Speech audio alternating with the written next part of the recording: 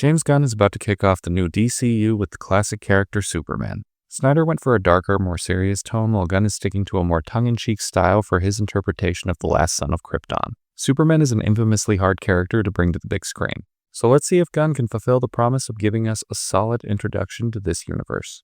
If he doesn't, I'll be quoting his other film, Brightburn. You lied to me! You lied! Let's start the review.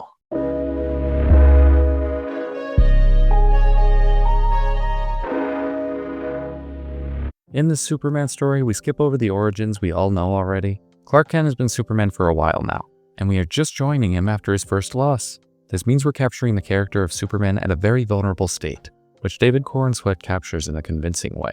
Man of Steel will probably always be my favorite Superman movie because I love Henry Cavill in that role, but I have to give credit to this movie and its lead for finally showing me the reason Superman is such a cool character. It's because he's morally unflappable. It really comes down to Supes saying no to any other goal than saving human lives. Superman doesn't care if there's an ideology to push or profit to be made. No, Superman cares about the people, and he has taken it upon himself to protect humanity. He's not going to compromise on that mission. And for once, I actually like that Boy Scout ideology. Unfortunately, just like anything else nowadays, this movie got politicized. People are calling it woke and they're not going to go see it and this, that, and the other. Here's the thing. The messages that I took from this movie, that weren't very heavy-handed by the way, were stand up for yourself, be a good person, try, accept the fact that you're going to make mistakes. If these messages offend you or annoy you, maybe you're a dickhead? Who's to say? I said maybe. Okay, I'm being a dickhead now. I don't know, I didn't think the messaging was too in your face. Plus, it was pretty on brand for the character of Superman. See it for yourself and make your interpretation. Which that statement probably gives away my final verdict, but regardless, let's get back to the movie itself. How are the rest of the characters? The standouts for me were Nicholas Hoult as Lex Luthor and Nathan Fillion as Guy Gardner, Earth's current and most abrasive Green Lantern. Lex Luthor in this film is the definition of a corporate piece of shit. He only cares about prestige and profit. In Lex's eyes, humans are just pawns to be used to accomplish his end goals. He's the exact opposite of Superman, and the juxtaposition between the two is fantastic. When it comes to Guy Gardner, Nathan Fillion captures this arrogance that is somehow charming. There aren't many actors who could pull that off, but the captain of the Firefly gets it done. Being locked in a room with Nathan Fillion. Sounds like heaven. Again, everyone's performance is great in this film, but how's the action? That's a really solid aspect as well. Superman doesn't feel like he's teleporting anymore, but his strength and speed are still shown off in a way that is nothing short of spectacular.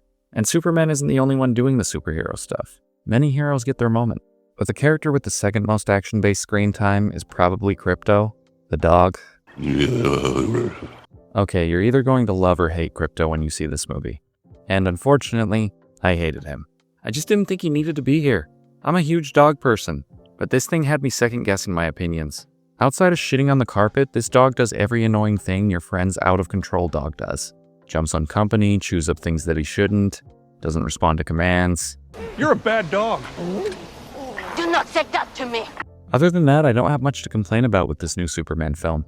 James Gunn didn't take this project too seriously, while also making sure that his vision felt like it was pulled directly from the comics. Plus, there are a lot of laughs to be had throughout the runtime, but it still manages to keep the tone locked in. There's nothing worse than awkward humor breaking up the tone. All right, I love you. Sleep good, handsome man. Superman 2025 is a significantly better introduction to the DCU than we got with Man of Steel back in 2013. I still stand by that movie being better overall in my eyes, but that's admittedly a bias because I love Henry Cavill. So if I'm looking past that, James Gunn is setting up a universe masterfully. Please don't overdo it and jump into the team-up movies right away. We saw how that went last time, and it was messy to say the least. I'm cautiously optimistic at this point. Don't show cautiousness when it comes to seeing this movie though. Head out to the theaters ASAP. It's good stuff. That's it for me. And as always, thank you for your time.